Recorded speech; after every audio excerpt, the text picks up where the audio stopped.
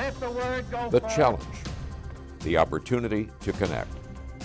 The 1960s, a time of imagination and change, a time of anger and fear. The 1960s, a pioneering program called Challenge. Good evening, ladies and gentlemen. That looked at our connections, our divisions, through the lens of shared values. For something real. 60 years later, we examine our divisions, our connections, our shared pains and successes in a new program called Challenge 2.0. The teachings of Jesus were controversial 2,000 years ago. Both the Roman occupation forces and the Jewish political leaders viewed his emphasis on mercy and inclusivity as a threat to their established order. A sermon that included those same themes proved just as controversial following the presidential inauguration in January.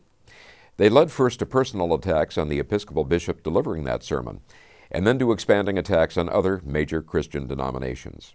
In this edition of Challenge 2.0, we hear the reaction of 3 Seattle area faith leaders. So we're very fortunate to have 3 wonderful guests who are going to be looking at this very difficult situation we find ourselves in, where there seems to be a real dichotomy between the government and the major faith denominations of Christianity in this country. So I'd like to introduce first Sister Kathleen Pruitt, who is on the congregation leadership team of the Sisters of St. Joseph of Peace. And you also served as Vice President of Pax Christi International, I believe, at one point. So thank you very much, Sister, for joining us today. Thank you. We have Reverend Rachel Tabor Hamilton, who is the Rector of Trinity Episcopal Church in Everett. Rachel has been on this program before, and I understand you were the first ordained woman to serve as Vice President, and I'm going to ask you to fill in the blank, because it's a fairly long title. Of the Episcopal Church's General Convention House of Deputies. Thank you. And a familiar face on this program is Reverend Terry Kyllo, who is a Lutheran pastor, the Executive Director of Paths to Understanding, which sponsors this program, and has been doing a great deal of outreach over the years for other faith communities and in service to interfaith dialogue, too. So, Terry, thank you for joining us. Thank you, John. So, what we're going to do, I think this took almost no time after the inauguration to show that as the saying went, Houston, we have a problem, but much more than Houston. And that was with the post-inauguration service at the National Cathedral. And so we're going to play just an excerpt from Bishop Buddy's sermon. As a country, we have gathered this morning to pray for unity as a people and a nation. Not for agreement, political or otherwise, but for the kind of unity that fosters community across diversity and division, a unity that serves the common good. Let me make one final plea, Mr. President. Millions have put their trust in you. And as you told the nation yesterday, you have felt the providential hand of a loving God. In the name of our God, I ask you to have mercy upon the people in our country who are scared now.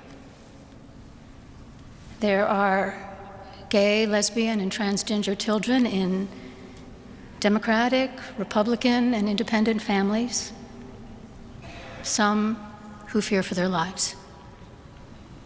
And the people who pick our crops and clean our office buildings, who labor in poultry farms and meat packing plants, who wash the dishes after we eat in restaurants and work the night shifts in hospitals, they may not be citizens or have the proper documentation, but the vast majority of immigrants are not criminals.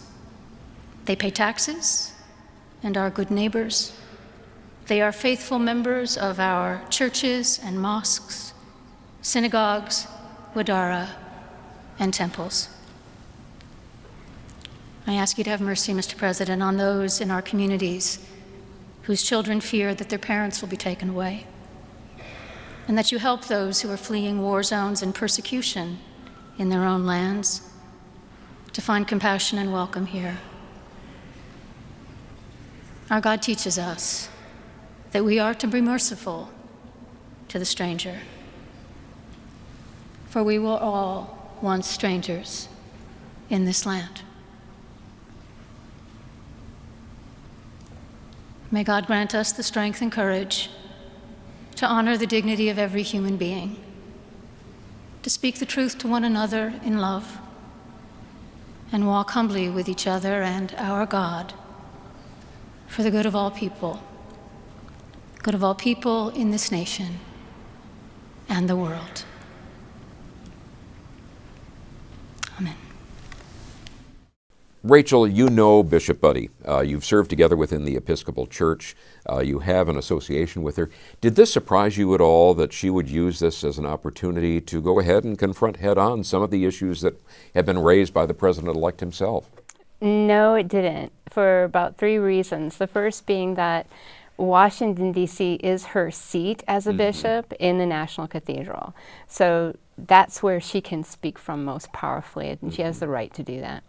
And secondly, because she had such an opportunity that is such a broad audience and was speaking, I think, more than to him, to the country. She had an opportunity to say, there are people who may be listening who are affected by your ability to have mercy. And so I think she understood the moment and the opportunity. And then thirdly, it is very consistent with who I've known her to be in terms of sort of this very quiet, faith-grounded person who is willing and ready to be courageous and doing it in a way that's very authentically inviting relationship. She acts in ways as she preaches, which is consistent with a nonviolent approach and a relational approach. So she's not willing to enter into a contest of wills. She is very ready to speak on behalf of the gospel. Do you feel that those were appropriate points? Because there was some blowback almost immediately. But before we get into that, what was your take as you watched that?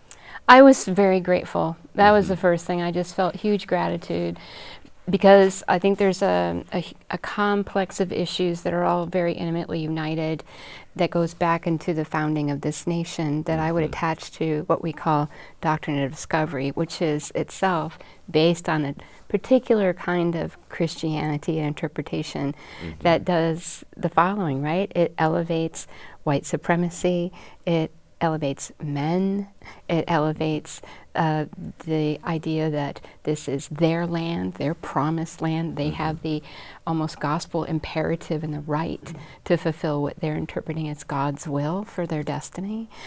So that informs the nationalism. All the elements that we saw during January 6th, when there was that really horrendous moment where we saw a noose, we saw a cross, and we saw white men being very prepared to be violent against the representation of their government. So for her to be able to speak as a woman from a Christianity that is based in that relationality that's embracing of the diversity that is characteristic of this nation, and that in fact challenges the mythology of white supremacy as the founders, in that everything about the history and the basis of this nation and what we've inherited together has been based on Black people being enslaved, Indigenous people being the victims of genocide, and minorities, even Asians, putting in the majority of the labor to build the foundations of this nation. So they want to erase all that. They want to erase the contributions of women in that history, and it simply feeds into that ongoing mythology of Christian nationalism. There was immediate response, and we're going to just put a small excerpt right now for you to get a chance of what that response was. What did you think of What did you think of the service? What did you think? Did you like it? Did you find it exciting? Not too exciting, was it? I didn't think it was a good service, no. Thank you very much. Thank you, press. Thank you, press. They can do much better. President Trump later posted a message about Bishop Marianne Edgar Budde on a social media platform, Truth Social, writing, quote, "The so-called bishop who spoke at the National Prayer Service on Tuesday morning, was a radical left hardline Trump hater. She brought her church into the world of politics in a very ungracious way. She was nasty in tone and not compelling or smart, unquote. Republican Congressman Mike Collins of Georgia posted a message online saying, quote, "The person giving the sermon should be added to the deportation list," unquote. So, Rachel, I'm going to ask you to comment on that, but Sister and Terry, I'd like to get your take both on the appropriateness of what Bishop Buddy raised, and then also in terms of that immediate response, that vehement response that came back. Sister, what was your take on that? As I watched that, I was both impressed but also filled with a gratitude that a principal clergy person would essentially speak the truth and the truth of the gospel. Mm-hmm. That I thought her words were strong, mm-hmm. but they were gentle, and that she put herself in a firing line, actually.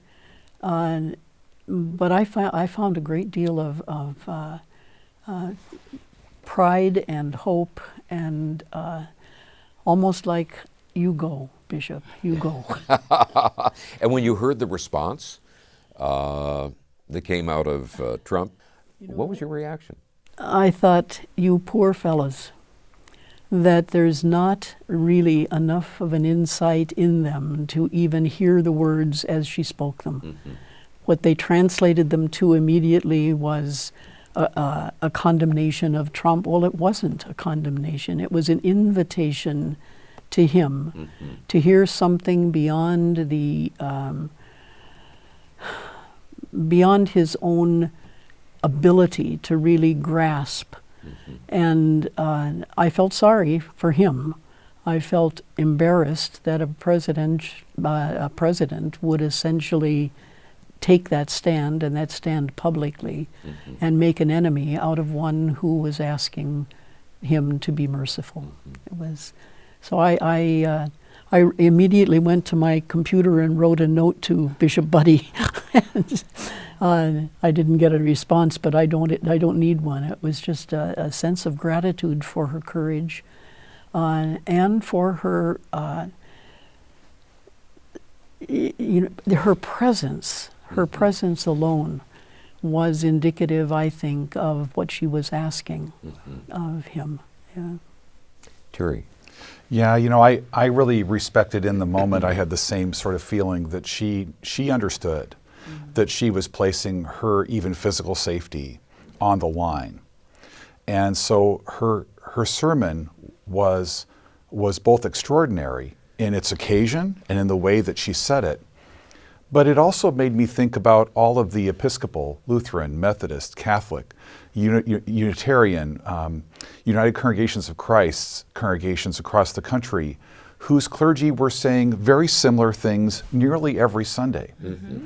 And what shocked me a little bit, or maybe it didn't shock me, but it was shocking, and even in my expecting it, was J.D. Vance turning as if, how dare she speak this? Because what they want to do is use a certain kind of Christianity, mm-hmm. to claim that their way of doing business, their way of governing, is correct and cannot be questioned.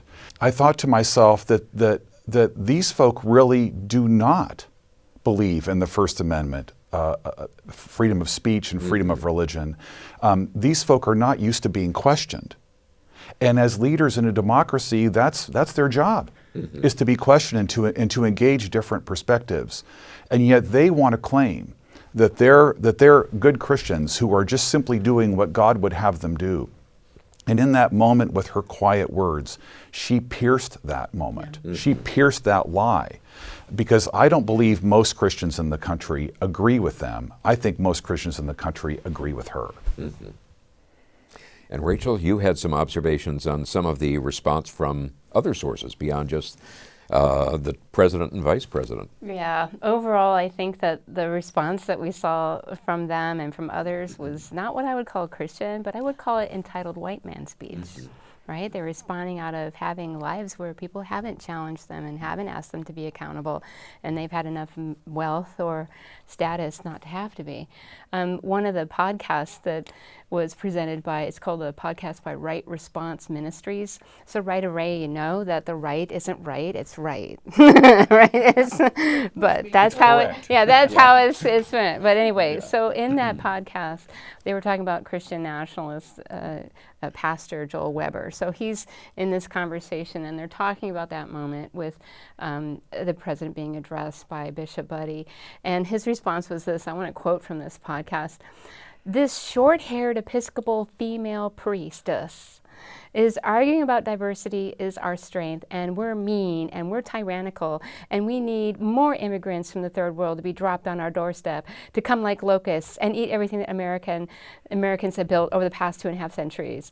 And then he adds, I remember sitting there thinking Trump and Vice President Vance should stand up and say, silly woman, be quiet, silence, liberal heretic. The magistrate is here, and he pronounces that this is not of God. Sit down. That would have been awesome." Weber added. So I'm like, wow. Okay, you're living into a fiction that's more reminiscent of Margaret Atwood than it is of the reality we actually live in. And it's certainly an interesting fantasy life that they have together, that they're sort of in a bubble feeding each other. This misogyny. And misogyny, we need, I'd like to remind people that it isn't simply men behaving badly toward women. It is a violent attitude toward women, emotionally, spiritually, and physically. And they really embody that. And to be so threatened by a competent, well-spoken, intelligent woman as Bishop Buddy says more about their failure and her competence. Do I understand that almost immediately after Bishop Buddy gave that address, attendance at Episcopal churches went way up? It did. And people who were Episcopal curious started to sort of come. We since that moment, we've had people from previous Baptist church who were Baptists all their lives or identified that way, but hadn't been to church in many decades, but suddenly they heard that. We've had some Catholic people who are just trying to figure out, like, how can they stand for something publicly without being chastised spiritually. And so it's not that they don't love their church, it's how do they rediscover how their spirituality can inform how they show up in the civic realm and be consistent in that, and what they're feeling as their value system and their spiritual beliefs consistent with how they need to show up in the world. So let's go to this concept of the church as a church of empire as opposed to advancing the gospel. Well, I want to start off with the realization that it's not up to the government to determine what normative Christianity is, right? And that is not the way the United States should function or ideally functions under our Constitution. And yet our current administration wants to suggest what is normative and what is not. But we do have a significant tension within the Christian church. Jesus himself was crucified under an empire in which Caesar got a cut of every business deal, in which Caesar was in charge of everything and took land and captured other people and really used his power to enrich himself and other wealthy people.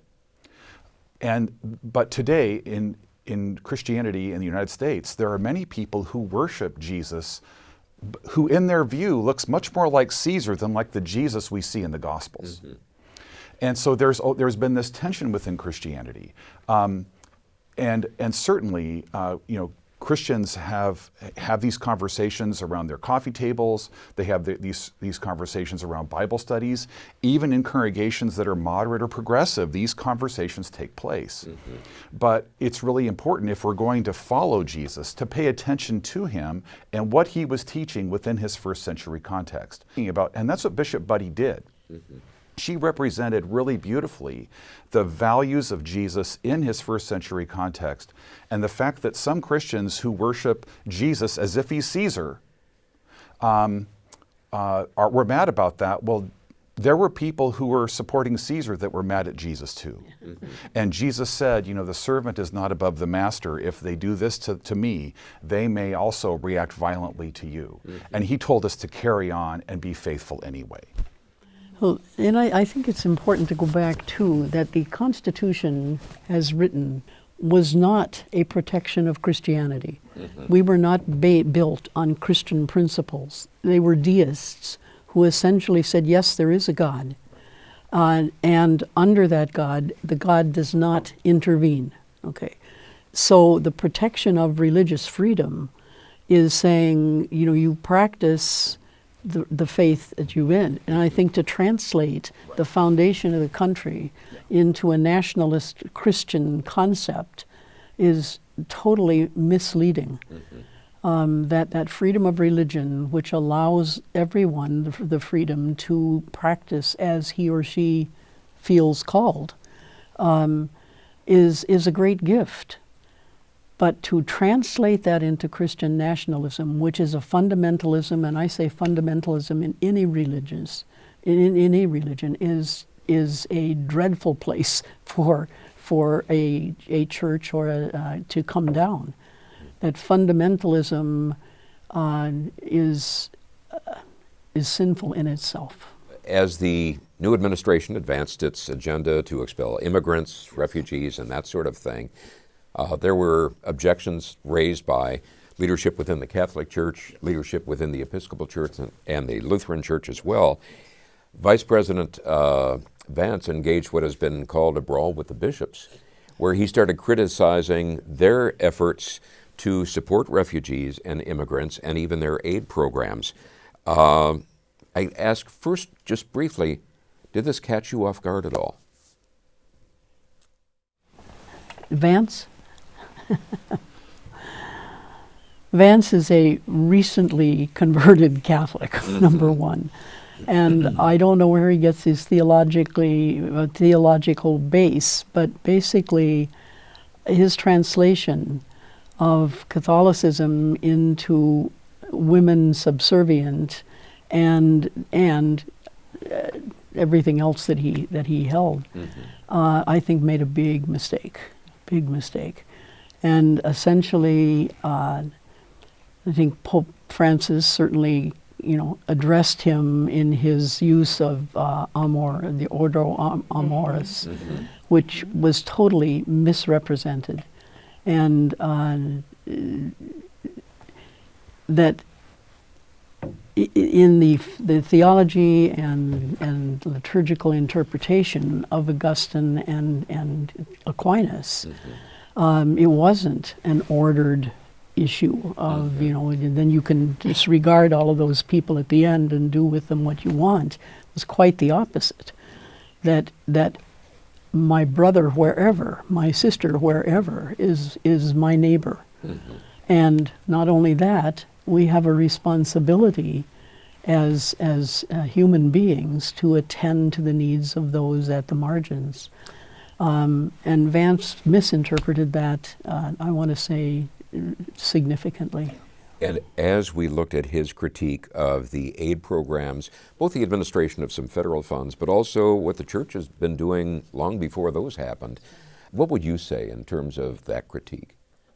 I want to say totally out of line and absolutely misconstrued, and arrogant, absolutely arrogant. I don't think he had a twitch of a knowledge in terms of what he was saying. I really don't. We were talking about Elon Musk, who's been a little bit more scarce, at least on video lately. He declared that a fundamental weakness of Western civilization was empathy. What does that tell you about what we're seeing evolve within the current administration? So after a funeral that I did for a friend, a gentleman walked up to me and he said, you Christians and your love of neighbor like you love yourself, that's crazy. And I said, well, where do you live? And he said, why do you want to know? I said, because I'm going to come to your house, I'm going to take all your stuff, I'm going to burn your house down. He said, what? And I said, what's keeping me from doing that if I don't love my neighbor as I love myself? I said, the only time that kind of selfishness you're talking about works is when most people in a society realize that we have to cooperate to survive and thrive. And that's what empathy or loving neighbor as you love yourself is all about, that we have to cooperate to survive and thrive. And that's how human beings are here, is because we've done that. And it's only a few people who can be selfish, who can think only of themselves, who thrive within a system like that. But if you build a system like that, it is chaos and none of us are going to do okay. And so I said to him, I'm not going to come over and burn your house because I'm going to love you the way I love myself. And he didn't have much to say about that because he'd never heard that before. Rachel and sister, what would be your response to that? My first response was, look, in psychology, we say in an individual who lacks empathy, that is a hallmark of sociopathology. So if they've got, you want to bring that into a community it's crazy community run by crazy people. So I'm not sure I want a crazy government run by crazy people who don't understand the role of empathy, not only in how we love one another or live into a civil society. Another thing I say to people is, I like to stop at stoplights.